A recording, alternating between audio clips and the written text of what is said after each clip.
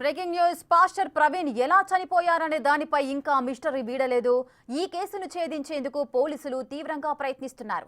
అయితే ఈలోపే కొన్ని సీసీ కెమెరా వీడియోలు సోషల్ మీడియాలో వైరల్ అవుతున్నాయి. ఓ సీసీ కెమెరా ఫుటేజ్ చూస్తే కీసర టోల్ గేట్ కు ముందే పాస్టర్ ప్రవీణ్ బైక్ కు ప్రమాదం జరిగినట్లు కనిపిస్తోంది. బైక్ నేరుగా వెళ్లి పడిపోవడం, ఆ తర్వాత దుమ్ము లేవడం అంతా సీసీ కెమెరా ఫుటేజీలో స్పష్టంగా కనిపిస్తోంది.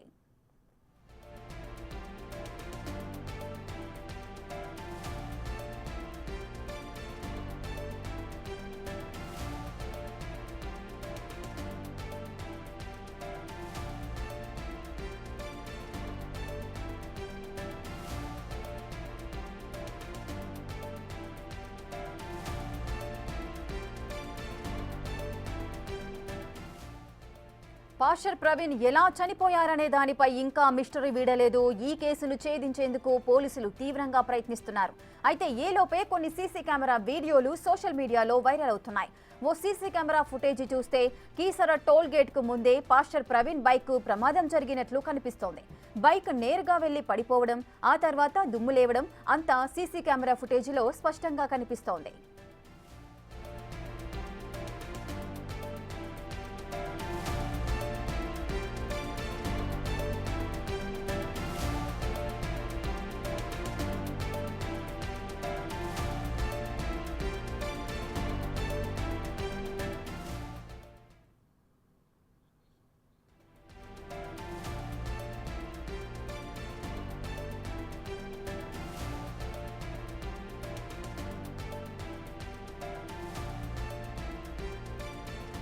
పూర్తి డీటెయిల్స్ మా ప్రతినిధి శివ లైవ్ లో అందిస్తారు. శివ, పాస్టర్ ప్రవీణ్ ఎలా చనిపోయారనే దానిపై ఇంకా మిస్టరీ అయితే వీడలేదు. దీనికి సంబంధించి ప్రవీణ్ కి సంబంధించి రోజుకొక వీడియో అయితే సోషల్ మీడియాలో వైరల్ గా మారుతోంది. అసలు ఏం జరుగుతోంది ఈ కేసులో?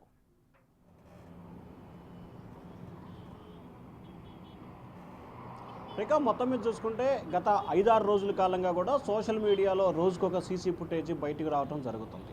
తాజాగా ఈరోజు ఉదయానికి సంబంధించి చూసుకుంటే విజయవాడ రామవారపాడు దగ్గర కింద పడ్డాడు. పోలీసులు అప్రమత్తం చేసి అతనికి కొంచెం రెస్ట్ ఇచ్చి అక్కడి నుంచి వెళ్ళిపోయాడని చెప్పి ఉదయం అంతా జరిగింది. కొద్దిసేపు క్రితమే గొల్లపూడి, ఏదైతే విజయవాడ సమీపంలోని గొల్లపూడి పెట్రోల్ బంకులో ఆయన పెట్రోల్ కొట్టించుకుంటూ అక్కడ బైకు నడపలేక చాలా ఇబ్బంది పడుతున్న విజువల్ కూడా ఒకటి బయటకు వచ్చింది. తాజాగా ఆయన ఆంధ్రప్రదేశ్లో, అంటే ఆంధ్రప్రదేశ్ సంబంధించి జగ్గైపేటలోని చిల్లకల్లు టోల్ గేట్ ఉంటుంది.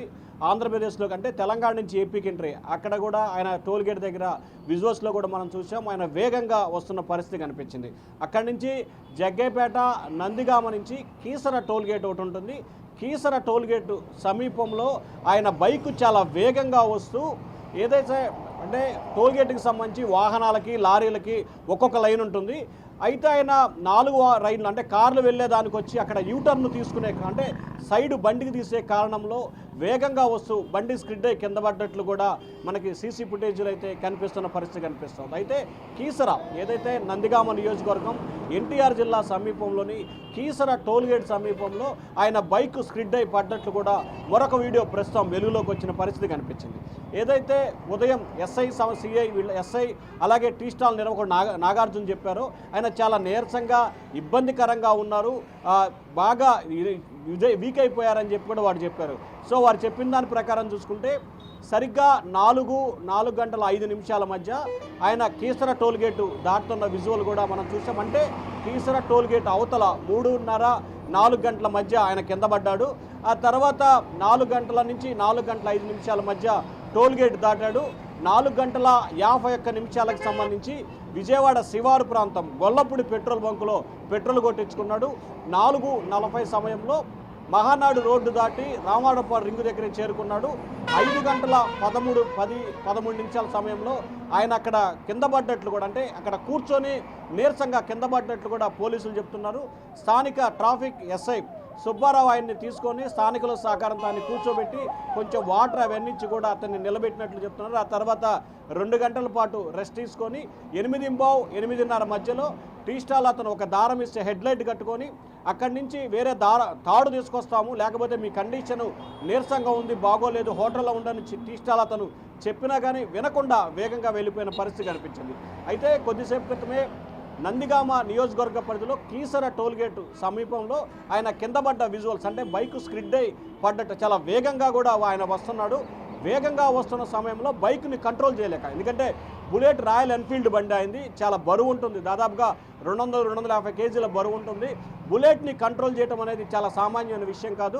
సో ఆయనకు అలవాటు ఉంది కాబట్టి కొంతవరకు కంట్రోల్ చేసినట్టుంది, కానీ ఆయన కంట్రోల్ చేయలేకపోవడంతో కింద పడ్డట్లు తెలుస్తుంది. అప్పుడు ఆ కింద పడ్డ సమయంలో హెడ్లైట్ పగిలిపోవటం, ఆ తర్వాత చెస్ట్కి అలాగే కొన్ని కాళ్ళకి కొంచెం బలవంగా ఒత్తుకున్నట్లు కూడా తెలుస్తూ ఉంది. అయితే ఇదంతా కూడా పోస్ట్మార్టం రిపోర్ట్లో తెలిసే అవకాశం ఉంది. కానీ ప్రస్తుతానికైతే పాస్టర్ ప్రవీణ్ వ్యవహారానికి సంబంధించి గంటకొక వీడియో సోషల్ మీడియా వేదికగా ఒక్కొక్క సంఘటన జరిగింది.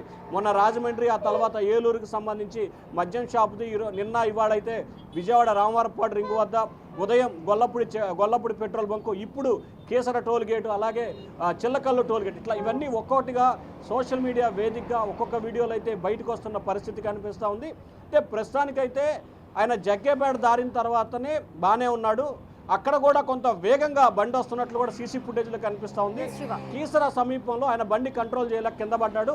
అక్కడి నుంచి కష్టం మీద గొల్లపూడి వచ్చిన పరిస్థితి కనిపించింది. రేఖ, శివ, అయితే రోజుకొక వీడియో లేదంటే ఫోటో ఇవన్నీ కూడా సోషల్ మీడియాలో వైరల్గా మారుతున్నాయి, బయటకు వస్తున్నాయి. అంటే ఇంతకుముందు పోలీసులు కూడా ప్రెస్ మీట్లో చెప్పారు, ఎవరి దగ్గరైనా పాస్టర్కి సంబంధించిన వీడియోలు కానీ ఫొటోస్ కానీ ఏదైనా ప్రమాదం జరిగిన రోజు తీసినవి ఏమైనా ఉంటే బయట పెట్టండి, మాకు ఇవ్వండి అంటూ కూడా వాళ్ళు చెప్పిన సందర్భాలు ఉన్నాయి.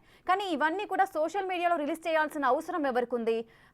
నిజంగా మనం చూసుకున్నట్లయితే ఎక్కడ కూడా పాస్టర్ ప్రవీణ్ ఫేస్ అయితే ఎక్కడ రివీల్ అవ్వలేదు. మరి అదంతా పాస్టర్ ప్రవీణ్కి సంబంధించిన వీడియోసేనా? దీనికి సంబంధించి పోలీసులు ఎందుకు క్లారిటీ ఇవ్వలేకపోతున్నారు?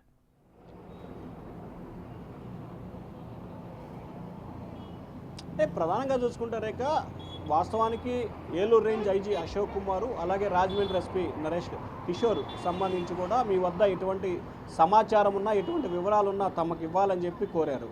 అయినప్పటికీ చాలామంది వారి వద్ద ఉన్న సమాచారాన్ని పోలీసులకు ఇస్తూనే సోషల్ మీడియాకు కూడా షేర్ చేస్తున్న పరిస్థితి కనిపిస్తూ ఉంది. ఇప్పుడు ఏదైతే మనం ప్రస్తుతం బిగ్ టీవీ స్క్రీన్పై ఈరోజు ఉదయం నుంచి చూస్తున్నామో, ఇందాక గొల్లపూడిది కానీ, లేకపోతే ఇప్పుడు చిల్లకల్లు కీసర దగ్గర కానీ, లేకపోతే నిన్న రామవరపాడు రింగుది కానీ, లేకపోతే వైన్ షాపుకి సంబంధించి కానీ, అంతకుముందు రాజమండ్రి దగ్గర టోల్గేట్, ఇవన్నీ కూడా పోలీసుల వద్ద ఉన్నాయి. దాదాపుగా 3 రోజుల పాటు పోలీసులు విజయవాడలో టెస్టా వేసి ఈ వీడియోలన్నిటి కూడా దాదాపుగా 200 సీసీ కెమెరాల్లో ఉన్న డేటాని రాజమండ్రి పోలీసులు తీసుకెళ్లారు.